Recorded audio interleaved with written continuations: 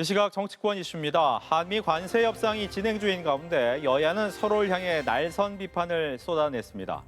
국민의힘 송원석 원내대표는 대한민국 경제가 사느냐 죽느냐인데 관세 협상은 지지부진하고 이재명 정부는 기업 대리기에 골몰하고 있다면서 노란봉투법, 법인세 인상 등을 중단하라고 요구했습니다.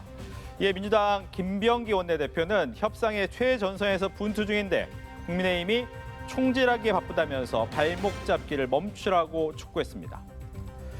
북한이 이재명 정부의 대북 정책에 대한 첫 공식 논평을 냈습니다. 김여정 노동당 부부장은 담화문을 통해 한국의 대북 정책에 흥미가 없고 마주 앉을 일도 없다는 입장을 밝혔습니다.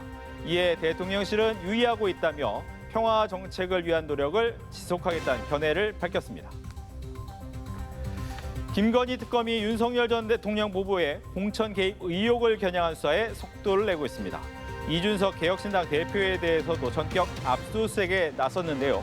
이에 이준석 대표는 특검의 압수수색 시기가 공교롭다면서 오해 살 일 안 했으면 좋겠다는 입장을 밝혔습니다. 당에선 정치적 의도가 의심되는 강제 수사를 멈춰야만 이번 특검 수사가 국민 신뢰를 받을 수 있을 것이라고 일침했습니다. 관련된 정치권 이슈에 대해 이야기 나눠보겠습니다.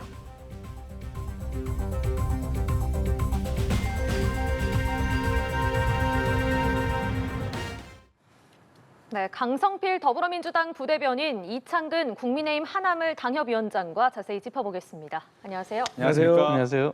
네, 관세 협상이 이제 나흘 앞으로 다가왔습니다. 정치권에서 공방을 벌이고 있는데 민주당에서는 국민의힘이 뒤에서 총질하기 바쁘다. 또 국익을 위해서 분투 중인 만큼 정쟁을 삼가자. 국민의힘에서는 관세 협상 지지부진하다. 일본이 받아낸 또 EU도 그랬죠. 15% 수준으로 타결돼야 한다라고 압박을 하고 있습니다. 먼저 압박하고 있는 국민의힘 이야기부터 들어보겠습니다. 이렇게 압박한 이유는 어디 있습니까? 실제 시간이 없죠. 왜냐하면 우리나라 시간이 아니라 미국 시간으로 보더라도 4일 남았지 않습니까? 하지만 우리와 경쟁하고 있는 일본은 이미 타결이 된 지가 오래됐고, 그리고 EU도 일본과 동일한 수준으로 타결이 됐지 않습니까? 하지만 우리나라는 그간의 장관과의 협상이 연기되는 등 사실 부진한 모습을 계속 보여줬어요.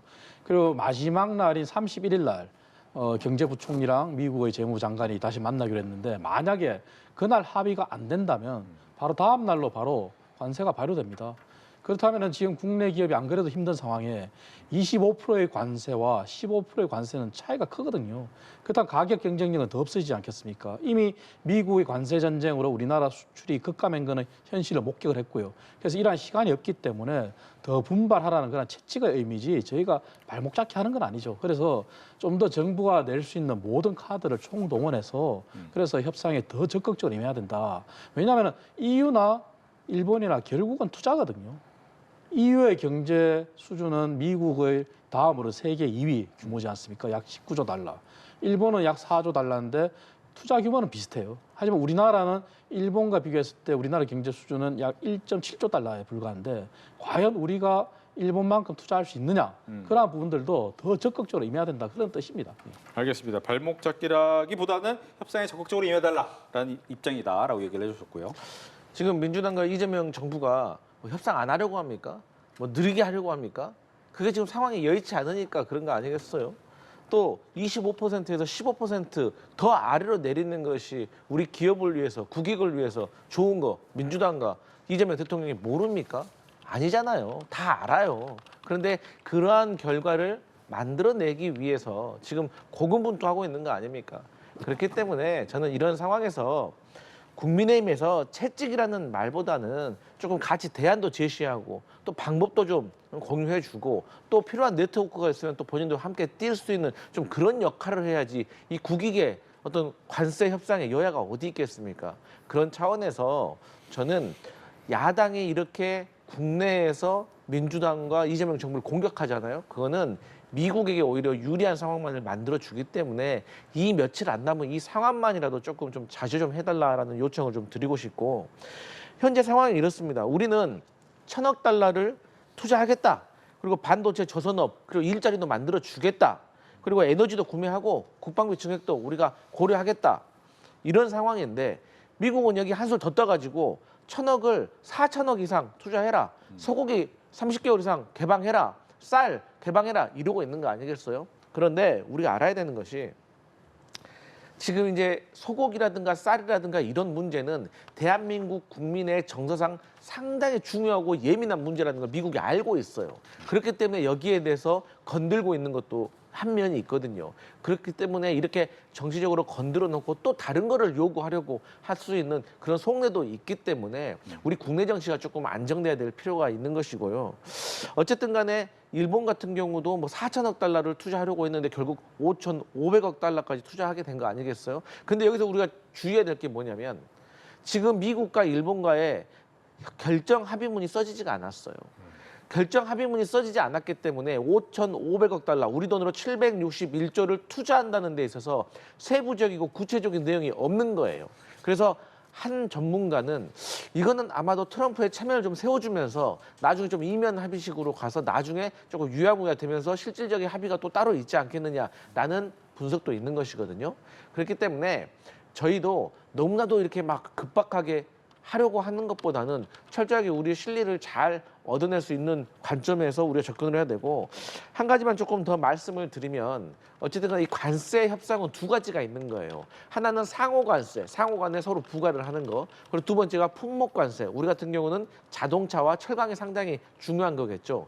그런데 트럼프 대통령이 이 품목 관세는 협의의 대상이 아니다라고 했는데 일본의 사례를 보면은 이게 결국 줄었거든요. 베트남 사례도 줄었어요. 그렇기 때문에 저희도 여기에 대해서는 상호와 품목을 조금 패키지로 한꺼번에 이렇게 같이 논의할 수 있는 좀 분위기를 만드는 것이 중요하고, 마지막으로는 우리의 지금 협상의 돌파구는 좀 투자인 것 같아요. 그러니까 관세는 우리가 줘버리면 없어지는 돈이지만 투자는 다시 우리가 돌아올 수 있는 돈이고 또 이익도 함께 올 수 있는 돈이기 때문에 사실 여러 대기업도 투자 계획이 있다면 여러 가지를 모아가지고 또 국가에서 우리가 정부에서 할 수 있는 것을 좀 모아가지고 덩어리로 이렇게 할 수 있는 역할을 해야 된다, 이런 입장입니다. 네, 뭐 어떤 것을 주고받느냐도 중요한데 일각에서 나온 얘기는 과연 이 미국과 중국 사이에서 우리나라가 전략적 모호성을 갖고 가는 것이 맞느냐, 아니면 어떤 실익을 갖고 가는 것이 맞느냐에 대한 고민이 있는데, 과연 실익을 찾을 만한 나라가 미국이 될 것이냐,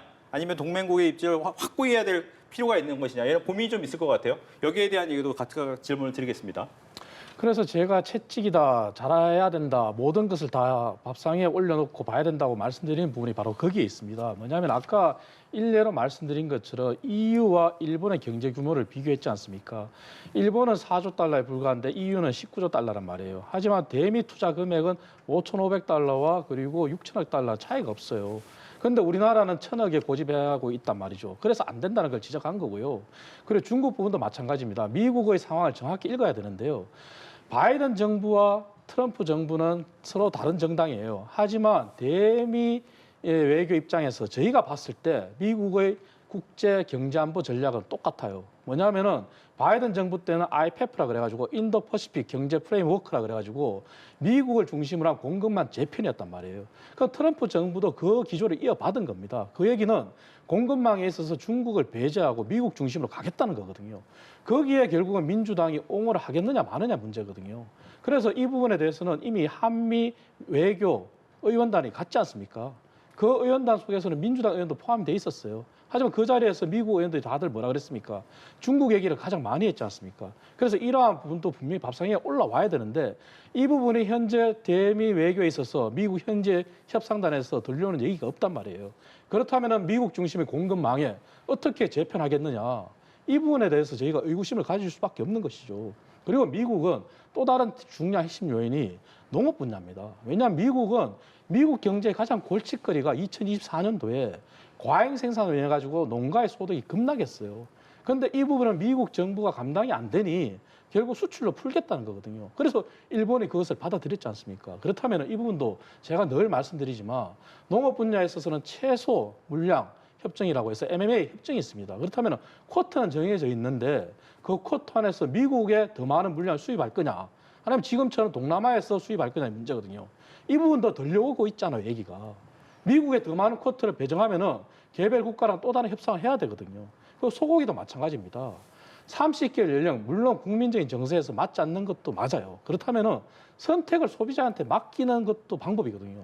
그거는 뭐냐? 원산지 표기뿐만 아니라 국내 유통할 때 30개월 이상 소고기입니다 하고 소비자를 선택을 안 하면은 저희는 할 수 있는 얘기가 있지 않습니까?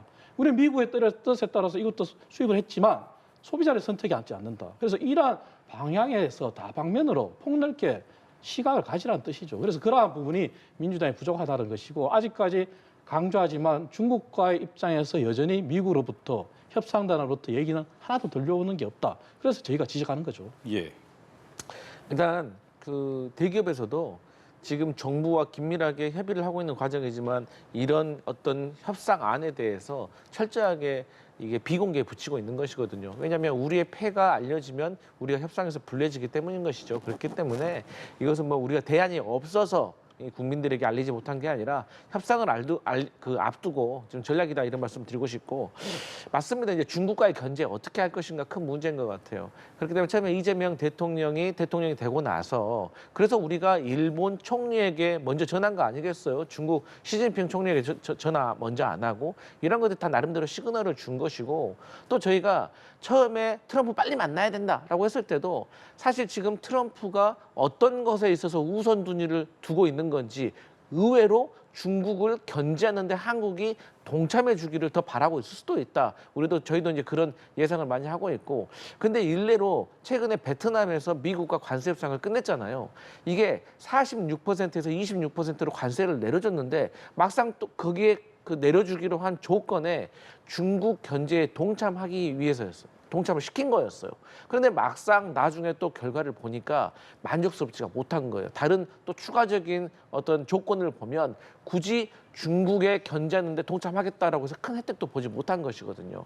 그래서 또 저희가 불과 뭐 2, 3년 전까지만 해도 한 20년 동안을 우리의 가장 많은 수출 교역국이 중국이었기 때문에 지금 상황이 급박하긴 하지만 이건 역시 무시할 수도 없고 그럼에도 불구하고 우리 이창근 당협위원장께서 말씀하셨던 부분에 있어서는 정부가 깊이 고민해 볼 필요가 분명히 있다. 그런 생각합니다. 네.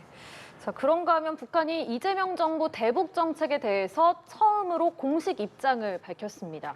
이재명 정부 들어서 대북 방송도 중단하고 우리로서는 좀 유화적인 제스처를 많이 취했는데 김여정 노동당 부부장 담화를 보니까 이런 제스처들을 좀 평가절하하고 좀 상당히 내용이 강경하더라고요. 어떻게 보셨습니까?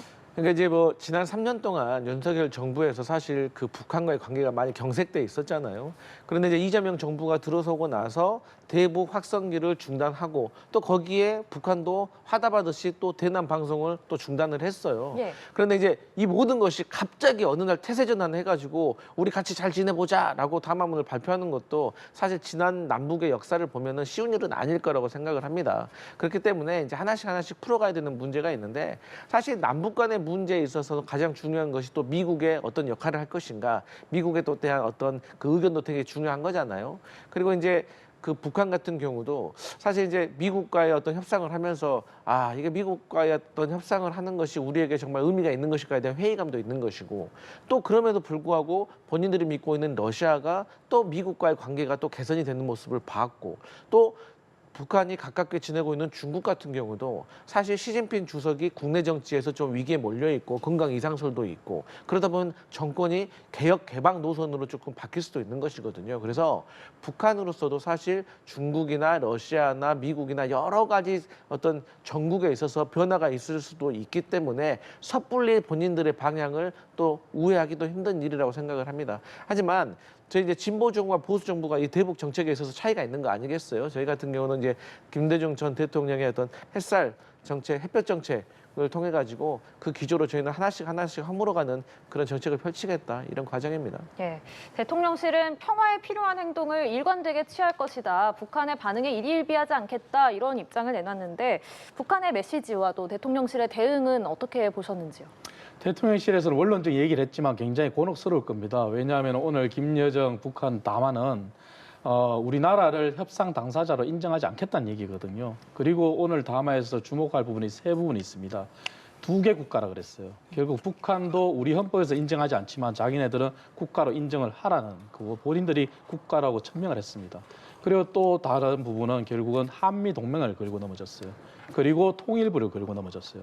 이러한 부분이 아마 이재명 정부가 곤혹스러울 부분인데 이재명 정부는 앞으로 대북 관계에 있어서 과거를 거울 삼아서 몇 가지 명심해야 될 부분이 있습니다. 김대중 정부 때부터 노무현 정부, 문재인 정부를 거치면서 민주당의 정책은 햇볕 정책에서부터 포용 정책까지 이어졌어요. 하지만 햇볕 정책 당시에서는 상호주의, 서로 간의 당사자 원칙이 있었어요. 하지만 지금 현재는 어떻습니까? 인정하지 않겠다고 하는데 어떻게 상호주의가 이루어지겠습니까? 협상을 안 하겠다는 거잖아요. 그래서 이러한 부분을 직관하시고 결국은 대북 관계에 있어서는 민주당, 이재명 정부는 국민적 합의, 상호주의, 그리고 전략적 접근 이 세 가지를 명심해야 될 겁니다. 그렇지 않고서는 문재인 정부에서 했던 그때 당시에서는 상호주의가 깨어진 당사자가 아님에도 불구하고 그냥 바라보기만 했잖아요. 그래서 제가 말씀드린 햇볕 정책에서 아무리 북한을 좋게 보고 이렇게 가더라도 상호주의, 당사자로서의 원칙을 유지해야지만 이재명 정부의 어떤 대국민 설득이 가능할 것이다. 그런 지적합니다. 네, 오늘 나온 여론조사 결과 보겠습니다. 이재명 대통령 지지율이 전주 대비 0.7%포인트 하락해서 61.5%로 조사됐습니다. 해당 여론조사에선 2주 연속 소폭 하락한 모습을 보였는데 아마 이제 강선우 후보자의 어떻게 보면 자진 사퇴 논란이 있는 부분이 있었고 또 최동석 인사혁신처장의 또 발언도 계속 이야기가 되고 있기 때문에 이런 것이 과연 어느 정도 영향을 미쳤는 것인가에 대한 얘기를 듣겠습니다. 민주당부터 듣겠습니다. 일단 뭐 대통령의 지지율이 이제 뭐 아직도 60% 이상을 유지하고 있기 때문에 사실 여기를 더 이렇게 유지할 수 있도록 노력하는 것은 당연히 선행되어야겠죠. 그런데 이제 아무래도 인사청문회 이후에 있었던 여진이 좀 남아 있는 것 같고 최동석 인사혁신처장과 관련된 논란도 사실 지금 완전히 종료된 것은 아니기 때문에 여기에 있어서 국민들의 평가를 조금 더 기다려봐야 될 것 같습니다. 그런데 이제 최동석 그 인사혁신처장과 관련해 가지고는 어쨌든 대통령실에서 이재명 대통령에게 이 최동석 인사혁신처장에 대해서 추천을 한 이유는 우리 국민도 많이 알고 계시지만 어쨌든 이분이 대기업과 어떤 공직을 넘나들면서 이 인사와 관련된 업무를 계속해서 해왔기 때문에 인사혁신처장으로서의 어떤 업무의 전문성에 대해서는 사실 의심의 여지는 없는 것 같습니다. 근데 문제는 이분이 이제 과거에 유튜브라든지 여러 채널에 출연도 하시고 본인 유튜브를 통해 가지고 어떤 내부적인 우리 민주정의 인사 그리고 문재인 정부의 인사들에 대해서 또 문재인 전 대통령에게도 어떤 쓴소리를 했던 것들에 대해서 사실 내부적인 비판이 있는 것도 사실입니다. 근데 결국은 이런 것 같아요. 아니 이분이 그 흠결이 하나 두 개 뭐 이렇게 발견됐다고 해서 바로 정리해야겠다 이것은 옳지가 않고 그런다고 하면 누가 고위 공직에 나서려고 하겠습니까? 그렇기 때문에 이분이 가진 장점이 분명히 있습니다. 그렇기 때문에 이분이 가진 장점을 지금 논란이 되고 있는 이 단점으로 만약에 덮어진다고 하면 그런 상황이 오게 된다고 하면 거기에 대해서는 우리가 생각을 달리할 수도 있지만 우리가 뭐 예를 들어서 뭐 논문 표절도 있고 뭐 위장 전입도 있고 또 뭐가 있고 이렇게 몇 개가 전혀 다른 종류들이 계속해서 이게 공개가 된다고 하면 이건 좀 문제가 다르지만 어쨌든 이 말 실수라든가 논란이라든가 이런 국민의 눈높이에 맞지 않은 발언들은 어떻게 보면 하나의 묶음이거든요. 말과 관련된 것들. 그래서 아직까지는 최동석 인사혁신처장을 정리하는 것이 맞나? 아직 너무 이른 것 같다. 조금 더 국민들의 눈높이를 좀 살펴볼 필요가 있다. 이런 입장입니다. 사실 민주당이 어쨌든 대통령실보다 더 강한 입김을 내세워서 강선우 당시 후보자를 지키려고 했지 않습니까? 그러다가 결국은 여론에 밀려서 자진 사퇴 형식을 취했는데 이 점에 대해서는 이재명 정부, 이재명 대통령이 안착하는 데는 도움이 됐을 거예요. 하지만 그럼에도 불구하고 지금 지지율이 2주 연속 하락하는 것은 분명히 최동석 인사처장의 영향이 있습니다. 왜냐하면 현재 진행형이거든요. 그리고 100번 양보해서 최동석 처장이 과거 인사 분야의 전문가라고 하더라도 지금 현재 그분의 태도나 그분의 발언이거든요. 국회에서 뭐라고 했습니까? 문제가 됐던 본인의 발언들에 대해서 본인이 잘 모르겠다 그랬어요. 그리고 강선우 당시 후보자에 대해서도 뭐라 그랬습니까? 집에 TV도 없고 신문도 안 보기 때문에 자기는 입장이 없다 그랬어요. 그게 현재 진행형이잖아요. 이제 와서 뒤늦게 본인의 SNS에 사과 몇 마디 올렸어요. 하지만 가장 큰 문제는 저는 이러한 부분을 지적하고 싶어요. 본인이 지적했던 사람들이 현재 이재명 정부의 요직에 있습니다. 강훈식 대통령 비서실장, 우상호 정무수석, 그리고 무엇보다도 윤호중 행안부 장관, 인사혁신처장과 행안부 장관은 연일 머리를 맞대고 일을 같이 해야 될 사람이에요. 하지만 이분들에 대해서 어떻게 평가를 했습니까? I라는 단어를 써가면서 폄하했잖아요. 과연 이러한 부분이 민주당 내부에서 먼저 터졌거든요. 과연 앞으로 국무위원은 아니지만 국무회의나 다른 모든 정부 그런 자리에서 회의 자리에서 마주해야 될 텐데 과연 일이 될까요? 그래서 이 부분은 현재 진행형이라 말씀드리는 겁니다. 그래서 저는 이재명 정부의 안착과 성공을 위한다면은 강선우 후보자에 대해서도 시간이 걸렸잖아요. 이것도 시간이 걸리면 걸릴수록 계속 현재 진행형으로 논란이 될 거예요. 그래서 하루빨리 속히 정리하는 것이 민주당과 이재명 정부의 성공을 위해서 좋을 것이다. 그렇게 조언드리겠습니다. 예. 자, 민주당 지지율은 전주와 동일한 50.8%, 국민의힘 지지율은 전주보다 1.6%포인트 상승한 29%로 조사가 됐습니다. 이 정당 지지도는 어떻게 해석하십니까? 일단 이제 아직까지도 국민의힘이 사실 낮은 지지율을 이렇게 기록하고 있는 거는 저는 그 윤석열, 김건희 전 대통령 부부의 어떤 역할이 크다. 그리고 플러스 전환길 씨 효과가 있다. 저는 그렇게 생각을 합니다. 뭐 이제 전환길 씨 같은 경우는 나중에 국민의힘에 관련된 얘기를 하면서 나올 테니까 일단 근데 김건희 그 여사와 관련해 가지고는 최근에 특검에서 목걸이를 찾았다는 거 아니겠어요? 그러니까 김건희 씨의 오빠의 장모 집에 있는 남양주 자택에서 그 특검이 이 양평 고속도로 공흥지구와 관련된 압수수색을 나갔다가 전혀 예상치 못하게 이 목걸이를 찾았다는 거 아니겠습니까?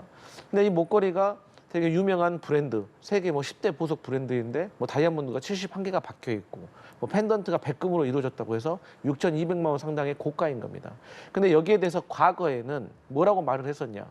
아니, 이거 지인한테 빌린 건데요? 이렇게 얘기를 했거든요. 근데 이제 와서는 모조품인데요? 그런 겁니다. 그러니까 쉽게 말해서 거짓말인 거예요. 이러한 것들을 국민들이 봤을 때 어떻게 생각하겠습니까? 그때 당시 과거에는 국민의힘에서 지인에게 목걸이 빌렸다라고 했을 때 얼마나 방어를 했습니까? 그런 것에 대해서 지금 국민의힘이 어떤 태도를 취하고 있습니까? 그렇기 때문에 그 윤석열, 김건희 전 대통령 부부와 관련된 이 특검의 어떤 수사와 과정 속에서 압수수색에서 나온 것들, 거기에 따르는 어떤 변명들, 거짓말들이 사실 부정적인 영향으로 국민의힘에게 지지율에도 안 좋게 저는 영향을 주고 있다고 보거든요. 그렇기 때문에 윤석열 전 대통령 부부와도 절연을 해야 된다는 얘기가 나오는 건데 아직까지도 국민의힘이 그러한 모습을 보이지 못하고 있기 때문에 저는 국민의힘의 지지율이 당분간은 계속해서 하향으로 추락할 것이다 그렇게 보고 있습니다. 네, 국민의힘이 지금 20%대 지지율로 낮은 지지율을 보이고 있는 점에 대해서 해석을 해주셨는데 일단 1.6%포인트 소폭 상승을 하긴 했습니다. 이게 전당대회 국면 때문이다 이런 분석도 있더라고요. 저는 뭐 그렇게 생각은 하지 않습니다. 뭐 지적하신 대로 국민의힘이 갈 길이 멉니다. 멀고 지금 현재 윤석열 전 대통령 부부로부터 완전히 절연을 못했고 벗어나지 못한 것도 사실입니다. 그리고 당이 혁신을 하겠다 그러는데 그 혁신이 안조차 통과시키지 못하고 그렇게 표리하고 있지 않습니까? 이 부분은 저희가 반성해야 될 부분이라고 저는 인정합니다. 하지만 1.6% 소폭 상승한 것은 일종의 기저효과겠죠. 그 기저효과라는 것은 저희 국민의힘이 계속 연일 추락했지 않습니까? 그리고 민주당이 그 사이에 인사 문제로 조금 내용을 겪었지 않습니까? 그러한 부분에 대한 어떤 약간의 반등일 뿐이고 저희는 여기에 절대 만족할 수도 없고 일희일비해서도 안 됩니다. 앞으로 더 혁신하고 더 반성하고 정말 전당대회를 통해서 정말 국민의힘이 박격분하는 것을 국민들이 체감할 수 있어야 되잖아요. 그래서 아직까지는 그런 모습을 보여주지 못했다. 그런 말씀드리겠습니다. 네, 김건희 특검팀이 이제 공천 개입 의혹과 관련해서 이준석 개혁신당 대표 자택과 사무실 전격 압수수색했습니다. 개혁신당은 이 대표가 처음 주재하는 최고위 회의를 취소하고 긴급 기자회견을 열어서 또 강하게 반발했는데요. 천하람 원내대표의 발언 듣고 대담 이어가겠습니다. 정치적 의도를 가진 언론 플레이, 정치적 망신주기라는 의심을 지울 수가 없습니다. 저희로서는 조금 납득하기 어렵고요. 어떤 구체적인 혐의와 근거를 가지고 이런 행위에 나섰는지. 네, 지금 이준석 대표가 당대표가 된 지 바로 다음 날이었죠. 이제 거기서 되자마자 했기 때문에 좀 시기가 공교롭다라고 본인도 이야기를 했습니다. 여기에 대해서 좀 어떻게 봐야 될까요? 일단 이제 개혁신당에서는 아니 어떻게 전당대회 끝나자마자 이렇게 뭐 압수수색 들어오고 표의자 전환하고 그런 거 뭐 정치적으로 조금 공세 아니냐 이렇게 생각하실 수도 있는데 그렇지가 않습니다. 제가 생각했을 때는 오히려 특검이 개혁신당의 전당대회가 끝날 때까지 기다려준 거예요. 그리고 저는 좀 의미심장하게 보고 있는 부분이 두 가지가 있습니다. 첫 번째로는 이준석 그 개혁신당 대표가 피의자로 전환이 됐다는 거예요. 피의자로 전환이 됐다는 것은 혐의가 나름대로 입증이 되어가고 있다는 것을 의미하는 겁니다. 그런다고 해서 완벽하게 유죄라는 뜻은 아닙니다. 두 번째, 윤상현 국민의힘 의원이 15시간의 고강도의 특검 조사를 받고 난 직후에 또 바로 다음날 이렇게 압수수색이 있었다는 것은 아무래도 이제 윤상현 의원과 관련된 조사에서 또 어떤 확실한 증거들이 드러난 것이 아닌가, 진술들이 신뢰할 만한 진술들이 좀 나온 것이 아닌가, 저는 그렇게 예상을 해보고, 여기에 있어서는 이준석 그 대표와 개혁신당이 뭐 정치적인 뭐 보복이다, 보복할 곳도 없습니다. 거기는. 그렇기 때문에 그렇게 정치적으로 수사를 쓰지 말고 본인들이 알고 있는 거. 그러니까 특히나 이준석 대표는 이렇게 지금까지 말을 해왔어요. 윤석열 전 대통령이 명태균 씨와 관련돼서 공천에서 윤상현 의원에게 내가 말할게라고 했던 그런 녹음 파일에 대해서 당신은 그때 당시에 당대표였으니까 공천과 관련해서 개입했을 거 아닙니까? 라고 물어보면 본인은 패싱당한 당대표이기 때문에 아무런 권한을 행사할 수가 없었습니다. 라고 말을 했거든요. 그때는 사실 강제적인 수사가 진행되지 않았기 때문에 뭐 더 이상 추궁하는 것이 의미가 없었던 것 뿐인 거예요. 근데 그게 말이 됩니까? 아니 어떻게 당대표가 공천, 그것도 뭐 253개 총선이 가지고 막 다 공천하는 게 아니라 재보궐선거에서 딱 몇 개 있는 곳에 그 공천에 어떻게 당대표가 관여를 하지 않았다고 하더라도 내용에 대해서, 내막에 대해서 모를 수가 있겠습니까? 그 자체가 잘못된 저는 해명이었다고 생각하고, 지금이라도 본인이 뭐 죄가 없다면 떳떳하게 특검에서 밝히는 것이 저는 순서다 이렇게 생각합니다. 네. 개혁신당과 이준석 대표의 반응은 뭐 이해가 됩니다. 하지만 지난 국민의힘 당시 당대표로 있을 때 일로서 이번에 압수수색 당했지 않습니까?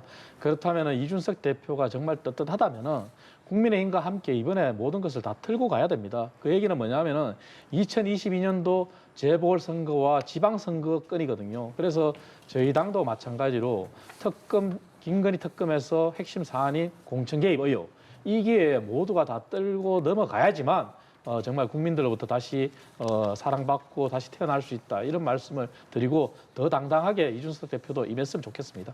네, 알겠습니다. 오늘 두 분 말씀은 여기까지 듣도록 하겠습니다. 지금까지 강성필 더불어민주당 부대변인, 이창근 국민의힘 하나물 당협위원장 두 분과 함께했습니다. 고맙습니다.